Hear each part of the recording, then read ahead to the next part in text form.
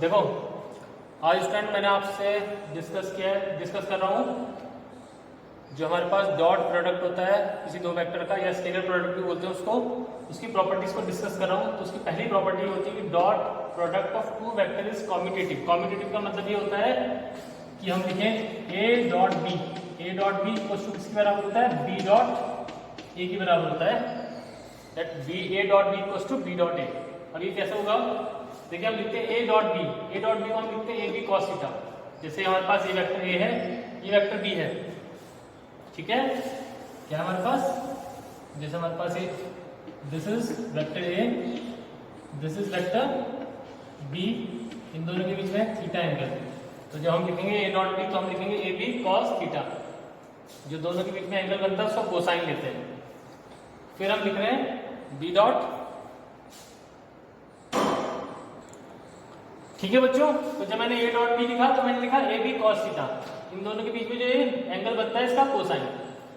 फिर जब मैं लिखूंगा बी डॉट ए, तो B dot B dot A जब मैं लिखूंगा बेटा, तो उस केस में मुझे क्या करना पड़ेगा, ये जो एंगल बचता है रिमेनिंग एंगल, भाई ए और बी के बीच में एंगल है थीटा, लेकिन जब मैं बी डॉट ए लूंगा तो मैं रिमेनिंग एंगल लूंगा जो कि 360 डिग्री माइनस थीटा। तो मैंने बी डॉट ए को लिखा B into A into cos 360 degree minus theta. फिर अगली लाइन में मैंने क्या लिखा, देखो बी इंटू ए, उसको मैं इंटू बी भी लिख सकता हूँ, बात सिंपल सी बात है। 5 इंटू 10 लिखो या 2 इंटू 5 इंटू 2 लिखो वो भी 10 होगा, 2 इंटू 5 लिखो वो भी 10 होगा। तो बी डॉट ए मैंने लिखा, बी इंटू ए को मैंने लिख दिया ए बी, और जो बेटा कॉस 360 डिग्री माइनस थीटा होता है वो होता है कॉस थीटा के बराबर ही होता है। तो बी डॉट ए बी हमारे पास finally A B cos theta आया। तो इक्वेशन 1 और 2 से हम कंक्लूड करेंगे, from equation 1 and 2 we conclude that A dot B is equals to B dot A. ये तो होगी इसकी, ये आ गई इसकी कॉम्यूटेटिव प्रॉपर्टी। और बेटा देखो ये प्रॉपर्टी इसलिए इंपॉर्टेंट है, मैंने बताया था आपको कि हम वेक्टर्स का एक दूसरी तरीके से मल्टीप्लिकेशन करते हैं। तो उस केस में हम क्या करते हैं, उनका क्रॉस प्रोडक्ट करते हैं, वो भी मल्टीप्लिकेशन होता है। लेकिन उस केस में आप पढ़ेंगे, मैं लिखूंगा उसमें कि that A cross B is not equals to B cross A. उसमें ए क्रॉस बी और बी क्रॉस ए बराबर नहीं आता है। जैसे यहाँ पे हमारे पास आया A dot B equals to B dot A, उस केस में नहीं आता। तो जो क्रॉस प्रोडक्ट होता है ये एंटी कॉम्यूटेटिव होता है। तो एंटी कॉम्यूटेटिव क्यों होता है ये आगे पढ़ेंगे। अब इसके बाद होती है बच्चों दूसरा जो केस आता है वो आता है इसका डिस्ट्रीब्यूटिव प्रॉपर्टी। डिस्ट्रीब्यूटिव प्रॉपर्टी का मतलब, जैसे मैंने लिखा है ए डॉट, मैंने लिख दिया बी प्लस सी। तो ए डॉट बी प्लस सी का मतलब सिंपली क्या हो जाएगा, ये इन दोनों के साथ इसकी डॉट प्रोडक्ट हो जाएगी एक ही। तो ये आ जाएगा हमारे पास, पहली टर्म आ जाएगी ए डॉट बी, दूसरी टर्म आ जाएगी हमारे पास ए डॉट सी। ओके, तो ये प्रॉपर्टी हो जाती है डिस्ट्रीब्यूटिव। अब तीसरी चीज आती है कि self dot product of a vector. किसी वेक्टर का मैं उसी के साथ क्या निकालूंगा, अगर जो मैं क्या निकाल रहा हूं डॉट प्रोडक्ट निकाल रहा हूं, तो उसको बोलते हैं हम self dot product. Self dot product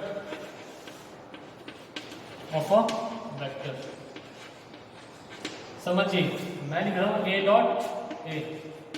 बच्चों ए डॉट ए का मतलब होता है ए का स्क्वायर। अब मुझे कोई बता सकता है कि ए का स्क्वायर क्यों आया है? देखो मेरी बात सुनो, जैसे ही कोई वेक्टर है बेटा, ये है वेक्टर ए, अब मैं इसका डॉट प्रोडक्ट इसी के साथ निकाल रहा हूं, मतलब ए का डॉट प्रोडक्ट ए के साथ ही निकाल रहा हूं। तो देखो क्या होगा, जब मैं लिखूंगा ए डॉट ए, मैं लिखूंगा ए इंटू ए और साथ में लिखूंगा कॉस। भाई कोई वेक्टर अपने साथ कितना एंगल बनाएगा, कोई वेक्टर अपने ही साथ कितना एंगल बनाएगा, 0 डिग्री का एंगल बनाएगा। तो ये हो जाएगा ए डॉट ए। सपोज मैंने एक और वेक्टर ले लिया वेक्टर ए, और ये दोनों सेम डायरेक्शन में, तो ये दोनों के बीच में सेम कितना एंगल बन रहा है, 0 डिग्री का एंगल। तो ये आ जाएगा ए into A cos 0 degree.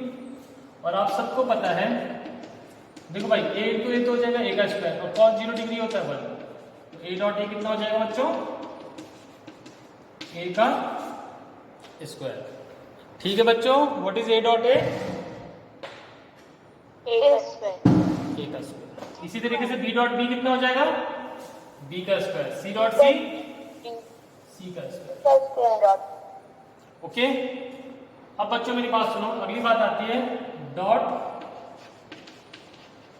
Product of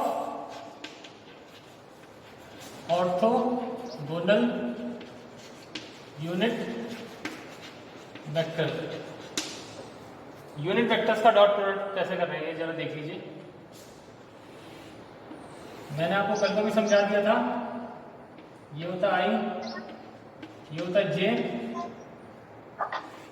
और ये होता हमारे पास, ये होता के।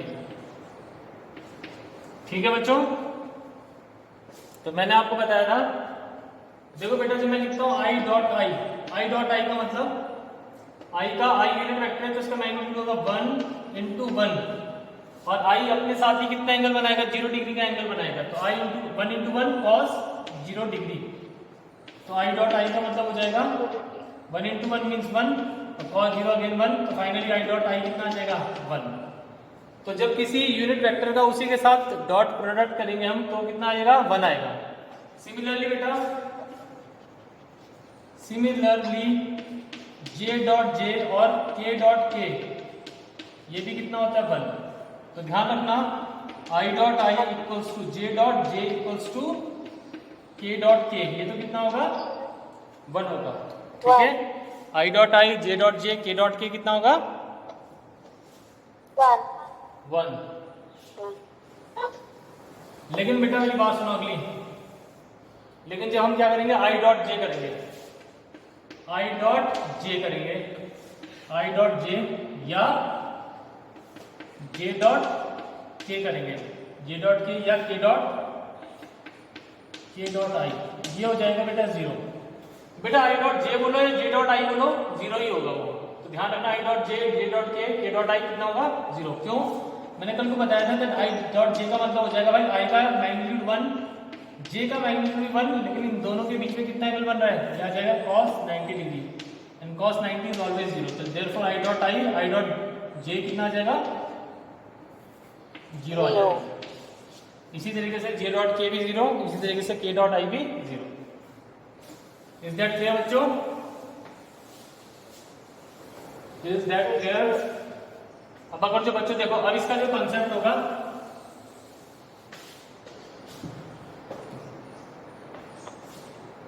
देखिए dot product in Cartesian coordinate. अब अगर जो देखो बच्चों, हमें दो वेक्टर आई, जे और के की फॉर्म में गिवन है, तब हम उनका डॉट प्रोडक्ट कैसे निकालेंगे। अगर सपोज बच्चों देखो मेरे पास है वेक्टर ए, वेक्टर ए मेरे पास गिवन है ए एक्स आई, ए वाई बोलो, जे और ए जेड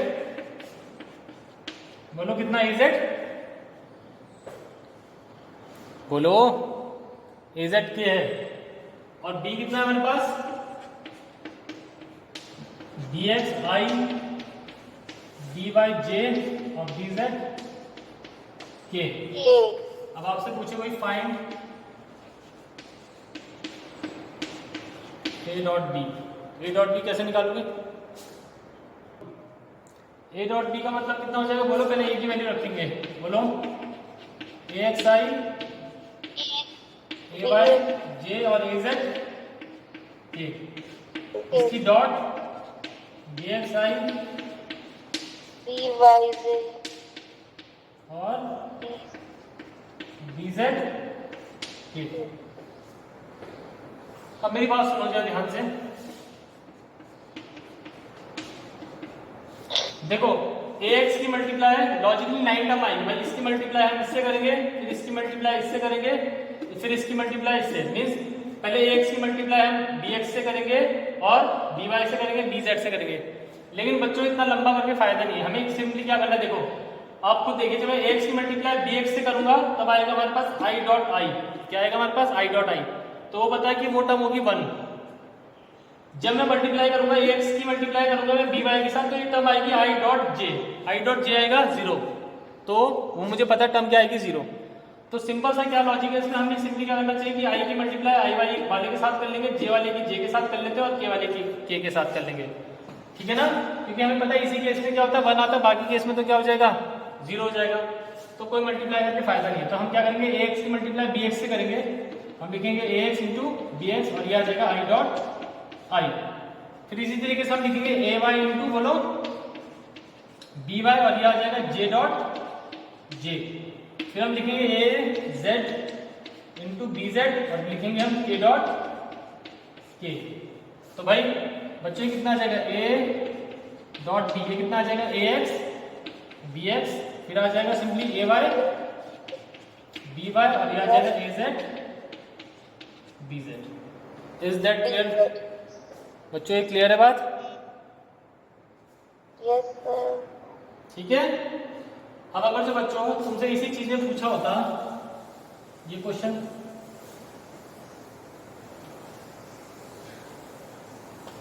ये ऐसे चीज होता, मैं लिख देता कि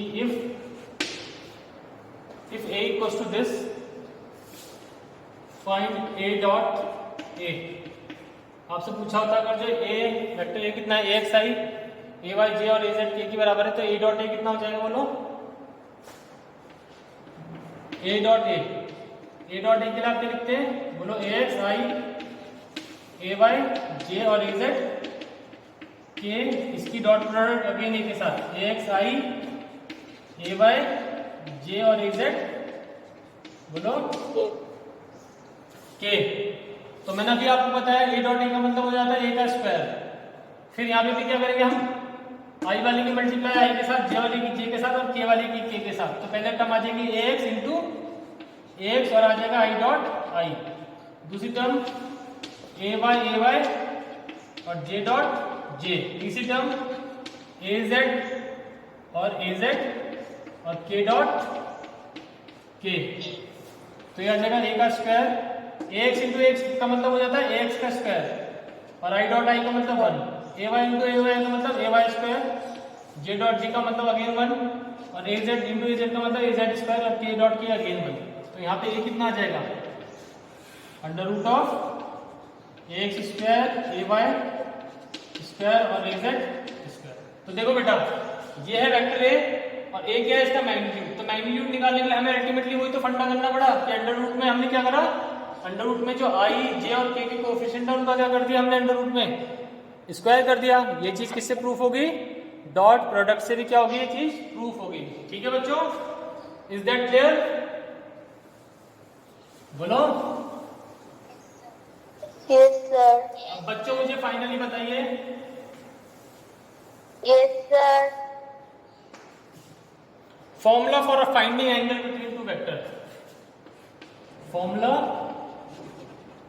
for finding angle between two vectors.